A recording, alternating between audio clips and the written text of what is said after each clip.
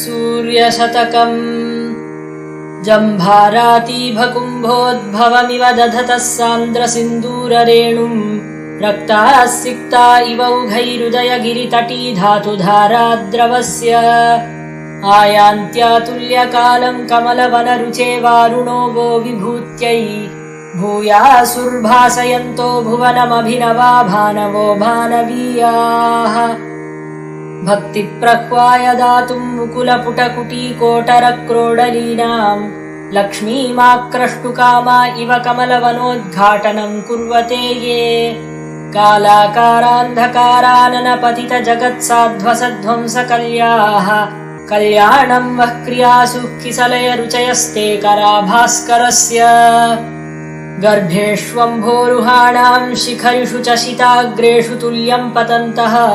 प्रारम्भे वासरस्य व्युपरति समये चैकरूपास्तथैव निष्पर्यायम् प्रवृत्तास्त्रिभुवन भवन प्राङ्गणे पान्तु युष्मान् ऊष्माणम् सन्तताध्वश्रमजमिव भृशम् बिभ्रतो ब्रध्नपादाः प्रभ्रश्यत्युत्तरीयत्विषितमसि समुद्वीक्ष्य वीतावृतीन् प्राग् जन्तूंस्तन्तून् यथा यानतनु वितनुते तिग्मरोचिर्मरीचीन्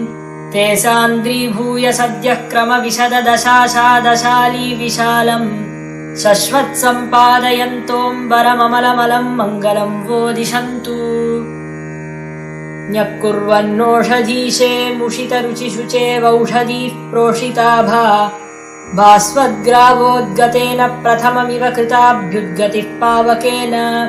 पक्षच्चेदव्रणासृक्सृत इव दृषदो दर्शयन् प्रातरद्रेः आताम्रस्तीव्रभानोरनभिमतनुदेस्तात् गभस्त्युद्गमो वः शीर्णघ्राणाङ्घ्रिपाणीन् व्रणिभिरपघनैर्घर्गराव्यक्तघोषान् दीर्घाघ्रातानघौगैः पुनरपि घटयत्येक उल्लाघयन्यः धर्मांशोस्तस्य वोऽन्तर्द्विगुणघनघृणा निघ्ननिर्विघ्नवृत्तेः दत्तार्घाः सिद्धसङ्घैर्विदधतु घृणयः शीघ्रमंहो विघातम् बिभ्राणा वामनत्वम् प्रथममथ तथैवांशवः प्रांशवो वः क्रान्ताकाशान्तरालास्तदनु दश दिशः पूरयन्तस्ततोऽपि ध्वान्तादाच्छिद्य देवद्विष इव बलितो विश्वमाश्वश्नुवानाः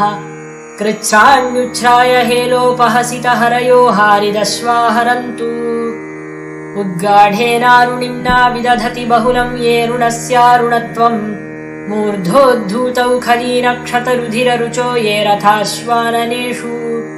शैलानाम् शेखरत्वम् श्रितशिखरशिखास्तन्वते ये दिशन्तु प्रेङ्खन्तः खेखरांशोः खचितदिनमुखास्ते मयूखाः सुखम् वः दत्तानन्दाः प्रजानाम् समुचितसमयाकृष्टसृष्टैः पयोभिः पूर्वाह्णे विप्रकीर्णा दिशि दिशि विरमत्यह्नि संहारभाजः दीप्तांशोर्दीर्घदुःखप्रभव भवभयोदन्वदुत्तारनावो गावो वः पावनानाम् परमपरिमिताम् प्रीतिमुत्पादयन्तु